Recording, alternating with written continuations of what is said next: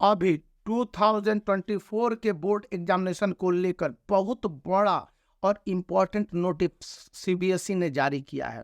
Central board of secondary education board examination 2024 को लेकर जो नोटिस जारी किया है उसमें 2-3 पॉइंट क्लियर किए हैं। पहला, सब्जेक्ट वाइज मार्क्स डिस्ट्रीब्यूशन और प्रैक्टिकल एग्जामिनेशन मेन पेपर के नहीं है। और इसके साथ यह भी कहा है कि डेट शीट को लाने से पहले प्रैक्टिकल एग्जामिनेशन के सारे शेड्यूल अगर कंफर्म हो जाते हैं तो उसके बाद ही डेट्स पड़ेंगे।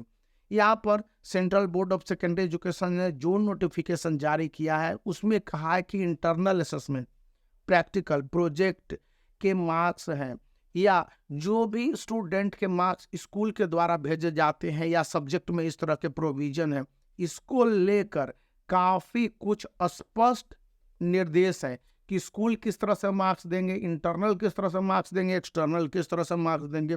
और यह class 10th and class 12th के लिए जो भी मार्क्स देने का सिस्टम है 1 जनवरी से शुरू होके 15 फरवरी तक ख़त्म हो जाने हैं। यानी कि 15 फरवरी से बोर्ड एग्जामिनेशन के शुरू होने की उम्मीद अच्छी तरह से कंफर्म कर दी गई है। थ्योरी पेपर को लेकर ये भी बातें आ गई हैं, यानी कि जनवरी 1 से ये पूरे मार्क्स अपलोडिंग का सिस्टम हो जाने चाहिए। यहाँ पर साफ साफ बोला गया है कि मार्क्स में कई बार गड़बड़ियाँ होती हैं और जब स्टूडेंट के मार्क्स की अपलोडिंग में गड़बड़ियाँ होती है तो स्कूल कई बार अटेम्प्ट करते हैं और उनके मार्क्स जो करेक्शन वाले होते हैं वो नहीं सुधर पाते हैं।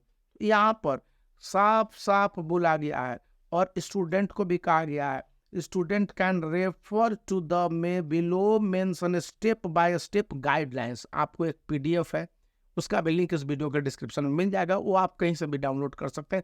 सीबीएसई की ऑफिशियल वेबसाइट cbse.nic.in से भी डाउनलोड कर सकते हैं।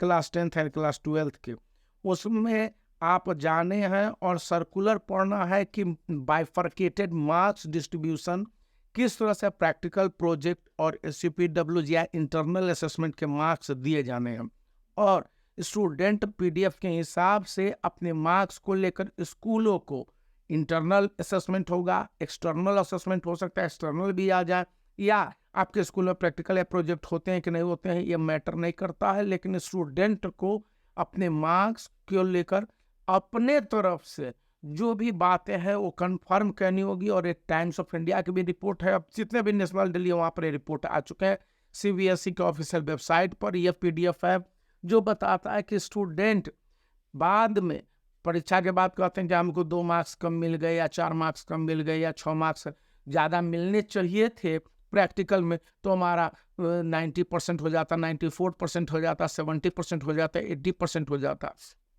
तो याद रखने की बात है कि केवल कंप्यूटर में ही 50 मार्क्स है आपको स्कूल अवार्ड करता है।